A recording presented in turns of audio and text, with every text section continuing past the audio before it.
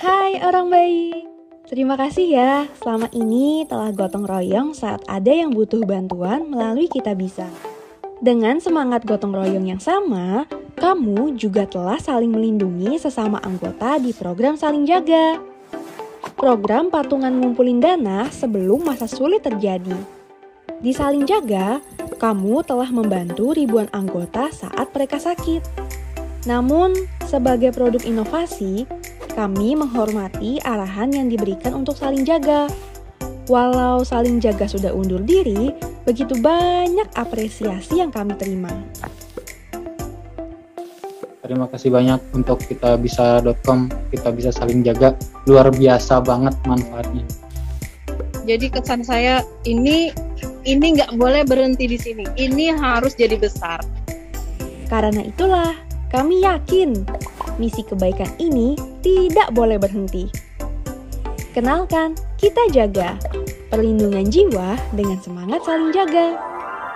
Anggota Kita Jaga siap tolong-menolong ketika ada anggota yang tutup usia, bersama memberikan santunan kepada keluarga yang ditinggalkan. Besar santunan yang diberikan dapat dipilih sesuai dengan nilai kontribusinya.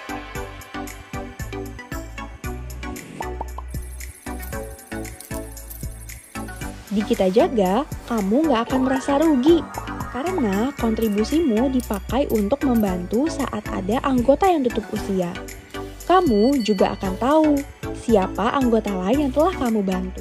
Jadi, ikutan Kita Jaga sama kayak kamu lagi beramal buat bantu sesama.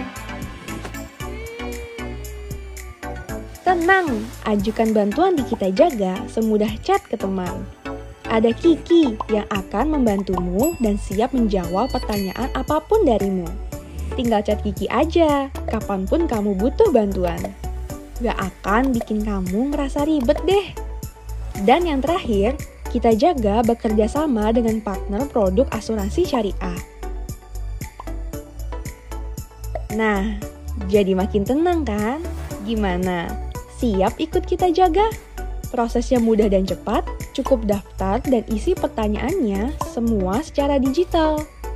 Kamu bisa jadi anggota dengan kontribusi mulai dari 280 ribuan per tahun. Yuk saling menjaga di Kita Jaga.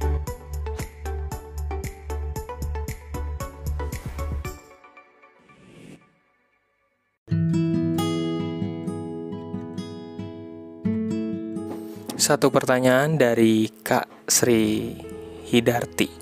Pak, mohon tipsnya manage keuangan bagi generasi sandwich. Thank you Kak Sri. Jadi bagi yang belum tahu nih, buat teman-teman para yang lagi dengerin ya, sebagian besar yang gue tahu dari data Spotify gue, kebanyakan yang cowok-cowok yang dengerin podcast gue ini ya gitu. Jadi buat yang nggak tahu ya, nanti disiarkan buat yang lain juga. Generasi sandwich itu sebenarnya istilah ini diperkenalkan pertama kali tahun 1981 oleh seorang profesor ya. Jadi di Amerika Serikat, namanya Ibu Dorothy A. Miller ya. Jadi generasi sandwich merupakan generasi orang dewasa yang hidupnya itu biasanya menanggung 3 generasi. Jadi orang tuanya, diri sendiri, sama anaknya gitu ya. Ini dikutip dari Sikapi Uangmu OJK. Jadi gue juga ngalamin saat ini yang namanya generasi sandwich. Jadi gue punya tanggungan untuk 3 generasi, yaitu orang tua, diri gue sendiri bersama keluarga, dan anak juga. Nah itu generasi sandwich tuh ya. Kan kita udah tahu ya kalau sandwich tuh gimana, makanan sandwich. Lihat ya, makanan sandwich. Nah itu istilah itu dipakai. Nah penyebabnya sebagian besar generasi sandwich ini terjadi karena kurangnya kemampuan seseorang dalam mengelola keuangan ya. Jadi kegagalan orang tua dalam menyiapkan finansial untuk masa tua mereka, yang menjadi perilaku konsumtifnya nggak terkontrol. Kalau misalnya gue dari sekarang udah punya anak dan gue nggak bisa ngatur keuangan dengan baik, maka efeknya nanti anak gue jadi generasi sandwich juga. Pada akhirnya anak gue akan nanggung biaya hidup gue juga buat anaknya juga gitu. Jadi cuman berulang doang, lingkaran setan doang jadinya generasi sandwich itu jadinya. Tapi makanya baik kalau kita dari sekarang mengatur keuangan kita dengan baik gitu, sehingga nanti pada masa tua kita udah punya dana darurat sendiri, udah punya dana pensiun sendiri. Kita mencoba untuk nabung, asuransi kesehatan, asuransi jiwa, kita mencoba untuk menabung selagi kita mampu ya. Selagi kita mampu. Tapi buat rata-rata sih masyarakat yang kelas menengah ke bawah itu kesusahan untuk bisa ngatur dana darurat maupun dana pensiun, apalagi dana pensiun ya. Akibatnya turun-temurun generasinya mereka akan ngalamin generasi sandwich karena akan membiayai orang tua mereka, diri sendiri dan anak gitu. Nah, buat kita yang mampu, buat teman-teman yang lagi dengerin podcast gua ini, bagaimana cara mutus rantai generasi sandwich ya. Sekali lagi, bukan hal yang mudah karena kita harus ya ikat pinggang juga ya. Karena juga pertama, kebutuhan finansial tiap saat, itu harga kebutuhan juga terus meningkat. Lalu kemudian rantai generasi sandwich itu nggak mudah diputus. Kemudian ada macam-macam kebutuhan ya. Maka gue bisa coba nawarin ya, ini juga dari salah satu website ya, juga bagus memberikan bagaimana beberapa solusi-solusi pendek untuk memutus generasi sandwich ini. Walaupun nggak mudah memutusnya ya. Pertama, mulai dari kita sendiri. Kalau orang tua nggak bisa nyatatin arus pemasukan dan pengeluaran keuangan lagi karena mereka udah tua atau mereka udah pensiun, mulai dari kita yang mencatat arus pemasukan dan pengeluaran keuangan. Kita bantu orang tua kita juga mencatat arus pemasukan dan pengeluaran mereka. Lihat, karena mereka orang tua kita itu udah pensiun ya, tapi kita bantu untuk nata keuangan itu ya. Kadang bersyukurlah kalau orang tua Anda seorang PNS karena masih bisa hidup dari uang pensiun yang dapat. Tapi kalau buat keluarga yang nggak ada, yang nggak punya pensiun, maka dia harus ngatur, maka dia pasti akan bergantung dari anaknya gitu ya. Dan itu harus pemasukan dan pengeluaran itu harus diatur dengan baik. Jadi selagi masih produktif, tabungin terus, investasi terus. Jangan terlalu banyak untuk dibuang-buang, karena nanti pada saatnya ketika kita udah mulai pensiun, kita akan hidup dengan dana pensiun kita. Kita akan hidup dengan dana darurat kita. Ya, karena nggak ada yang biayain lagi.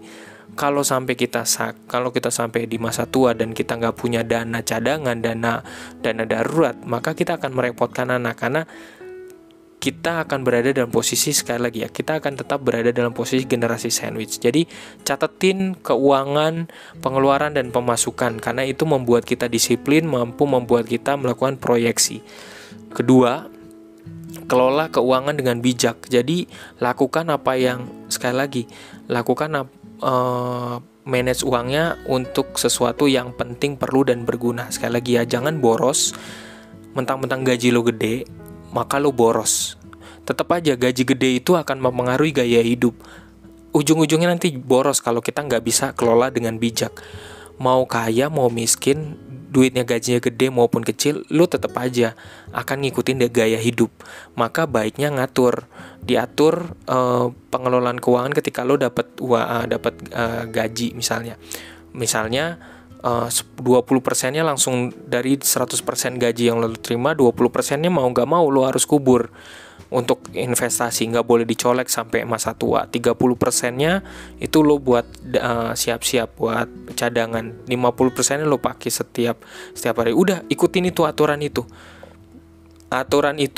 Walaupun kadang-kadang kita langgar, tetapi akan membentuk konstruksi bagi diri kita, karena manusia punya kemampuan untuk melakukan proyeksi. Sekali lagi ya, manusia punya kemampuan untuk melakukan proyeksi. Jadi kalau dia disiplin, dia membuat aturan main pada dirinya sendiri, maka itu akan membantu. Itu pengalaman dari gue sendiri ya. Nah, terus kemudian jangan sampai lupa, kalau misalnya ternyata gajinya kurang, lu harus nambahin sumber penghasilan. Kalau ternyata udah dari gaji aja gua minus, lu harus nambahin sumber penghasilan. Lu cari invest di mana kek, atau jualan kek, itu harus nambah sumber penghasilan. Kalau enggak nanti boncos, tetap aja boncos. Ya, mengutip dari artikel fintech.id ya, dia bilang, sepandai apapun kamu dalam mengelola keuangan, jika kenyataannya jumlah pengeluaran yang dibutuhkan lebih besar daripada pemasukan, maka sulit juga kamu nyiapin tabungan di masa depan. Itu dia. Jadi akan kesulitan gitu. Nah, kita harus pinter-pinter juga milih mencari sumber penghasilan baru yang menjadi solusi. Harus dicari, tetap harus dicari. Karena itu gue selalu tekenin juga, beberapa kali gue nekenin juga ke adik gue. Nah, ini juga buat info aja ya. Jadi buat teman-teman yang hanya bergantung pada pada yang mungkin diantara yang dengar ini, teman-teman yang lagi dengar itu ada jadi driver Gokar atau driver Gojek. Kalau dananya ternyata keuangannya kurang cukup, lu harus cari tambahan. Gak bisa, karena kalau misalnya jadi driver Gokar maupun Gojek, kadang-kadang itu penghasilannya gak stabil. Maka lu harus pinter-pinter, ya harus pinter-pinter cari cara. Lu jualan gorengan kayak pagi hari, lu bikin les kayak ikut di les, jadi guru les di ruang guru, ya. Terus lu daftar di ruang guru, lu ngelesin, dapat pemasukan. Terus gue juga pernah ditawarin kok sama ruang guru, karena kesibukan gue aja kadang-kadang susah, tapi bisa kok lu daftar jadi guru di ruang guru, ngajarin masak kayak, ngajarin jadi cari tambahan gitu ya. Lu harus cari, selalu banyak peluang. Masalahnya lu mau nggak ngelawan malas lo itu ya, lu mau nggak ngelawan malas lo itu. Nah itu doang sih, itu jadi masalah ya. Jadi tadi kembali lagi, lu harus atur pengeluaran pemasukan. Terus kemudian kedua, kelola keuangan dengan bijak, atur berapa persennya semuanya. Begitu lo dapat gaji, langsung invest dulu. Lo punya utangin langsung disisihin dulu, langsung dibayar. Terus kemudian sisanya baru lo pakai.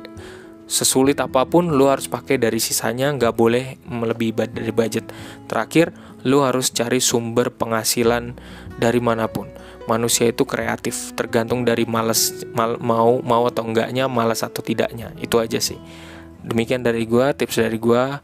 Semoga ini menginspirasi buat kita semua. Terima kasih.